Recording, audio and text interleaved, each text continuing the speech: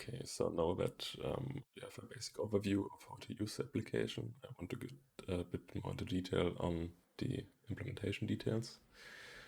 And so inside of the Unity scene, it's actually pretty simple. You basically have a basic XR setup from Unity.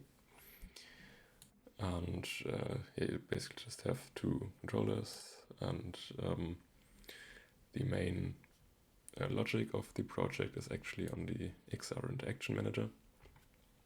They have the basic Unity XR input mapping stuff, and then we have this interaction grab interact manager, which is custom, and the grab interact handles all of the grabbing of the object, and the interaction is like the for changing the numeric values, so clicking on the value blocks of the visual scripting. And all grabbable objects get this grabbable object component and operate on the grabbable layer. And all objects which have a controller have this grabbable object component, and a grabbable layer will be grabbable in the system and selectable. And yes, apart from that, you have like the basic two plots, which are also grabbable, at least, yeah, this, not a root object, but the plot itself. And okay, yeah, so the other main component, which basically handles most of the logic, is the eRosita loader. The names are just, yeah, they were decided some in the beginning of the project and haven't changed since. The name doesn't really match anymore. And we have this backend controller which handles the backend connection, but get into that later.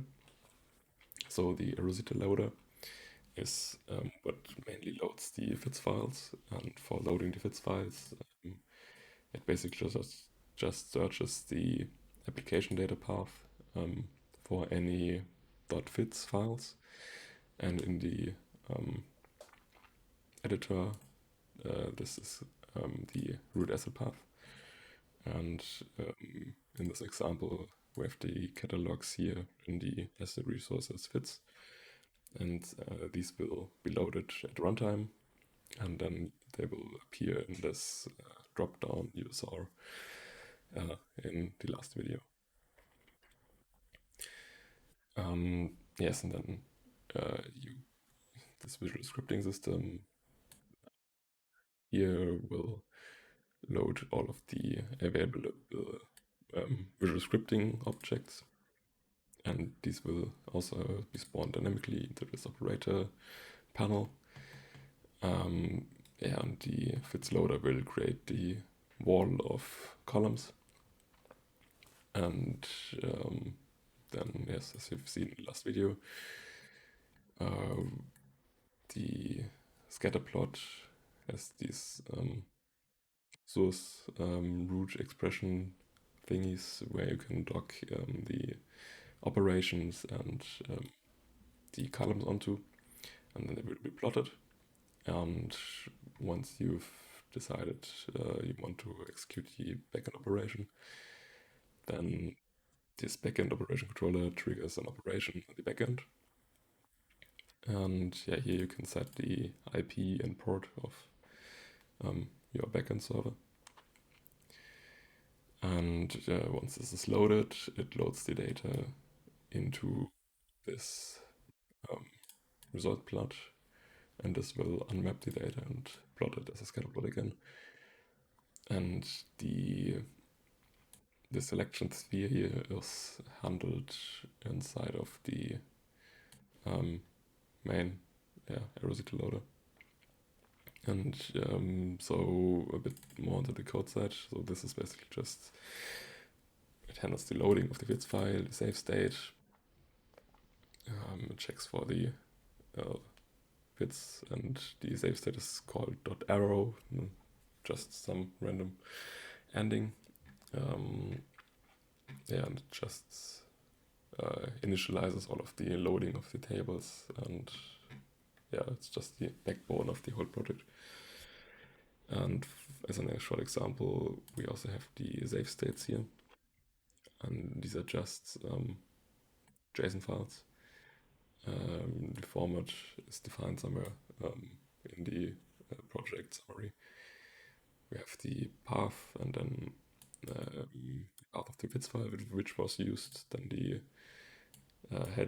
header data unit of the fits file, which was contains the table data, and then a zero list form of the expressions of the scatter plot. And this is also the data which is sent to the backend when you execute an operation. And the backend then unpacks this data and executes the specific operation. In this case, we only have the UMAP operation, and this will execute this script snippet here. And you can define your own operations also in this JSON type format. So it's basically just a Python dictionary which is serialized as a JSON and then sent to Unity. And what you define here will also pop up in a combo box, in a drop-down box in Unity, in the application. And here you can see the UMAP, and then you can define your parameters. Currently, there's only float, but it wouldn't be too hard to add other values, which make it, but I'm not sure it makes sense. Yes, okay.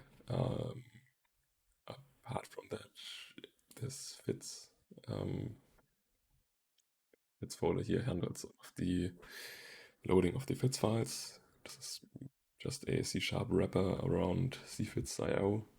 And in case you want to run this application here, not on Windows, you have to compile a cfits.io binary and put it in here. So in my case, I compiled a clib, which is a dependency of cfits.io, and a cfits.io DLL, and this will be loaded by this native interface down here, which will delegate to the corresponding DLL calls. And this is a lot more efficient compared to some other C# loaders, which are natively written in C#.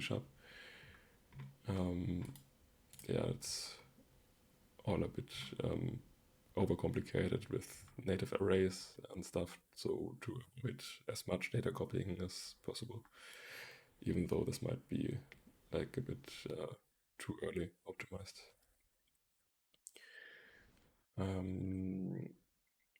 So the renderer is mainly based on this particle renderer, which is like a general purpose renderer.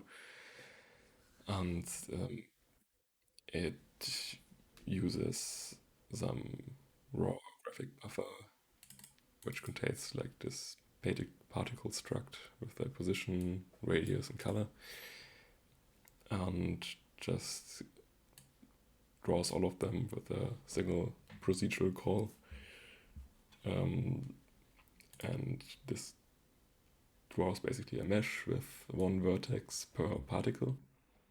And the shader will then use a geometry shader to expand each of these single vertices to a whole quad, or even this diamond shape. Yeah, and so it's a lot more efficient. I can try to open the shader. It's also in the resources, I think. Yes, and here's the diamond shader. There are also some other shaders which I've experimented with before. This is like a sphere shader, which just also draws a billboard, and then here it is. Will ray trace basically into this billboard a sphere. This is also linked here. It's not my idea. So you just render a single billboard and then ray trace a cube into it, a sphere into it. But I didn't think this visual quality was really necessary, and it was a bit too performance intensive, so I just switched back to basic triangles and just scratched this diamond shape out of this single vertex through this geometry shader, and this is a lot more performant. This scripting language, this visual scripting, block scripting thing is done here, and it's basically just a expression, and each expression can contain multiple child expressions, and then they are evaluated recursively. This is nothing too complicated. It's just a bit work to implement all of these nodes, and they are all handled using Unity's job system and operates on native arrays, so it just tries to minimize as much data copying as possible and garbage collection, so this all runs smoothly during the runtime of the VR application, and also asynchronously. For example, if we look at the scatter plot, so this is the main plot, we have like a set of root expressions for each of the position x, y, z, and radius and color.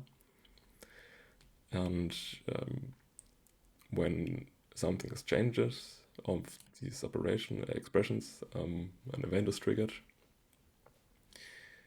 Here, and whenever it is modified, this generic particles job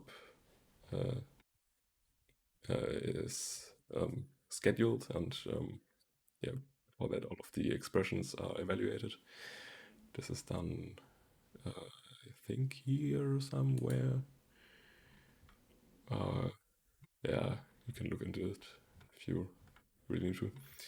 And then the scatter plot just waits until the generation is done, and then it updates the renderer, and usually it just takes a few frames.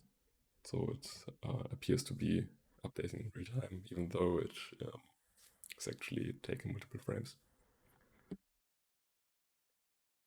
And yeah, the backend renderer is very similar, but we don't have these expression roots, of course, but it's just takes the raw data from the package, from the Python side, and unpacks it depending on the layout which was defined inside of Python, and then just draws the particles using this same particle renderer the scatterplot also uses. And for all of the values which are undefined, it uses this default values, and this initializing job switches between this default value and the Python backend provided value, depending on which values are provided. And this is defined here, so the resulting mapping, the UMAP operation, gives us 3 values per input data point we provided. And this 0, 1, 2 defines that we want to map these 3 float values onto the position x, y, z of the resulting scatter plot. And we could also, if we wanted to add color, we could add 6, 7, 9. 6, 7, 8, and 9 would be alpha. And now for each data point, we would have to send additional data. So inside of the process Python, we have defined the process UMAP. This shape is currently 27,000 times 3, because we originally had 3 data points, position x, y, z. Now, if we would also want to send data, we would need a larger array. So would have the 27,000 data points, and each data point would now have a stride of um, 7 floats. So we would have to add four further dimensions to this array, which is sent back. Yeah, that's how you would expand these operations. I think that is mostly a rough overview of the whole system. Um, of course, we could go into a lot more detail into a lot of each single one of these different scripts. But yeah, if you have any concrete questions, I think my contact data is somewhere. You can write me an mail, and I will try to my best to answer any questions which might come up. So I hope this helps anyone, and yeah, thank you.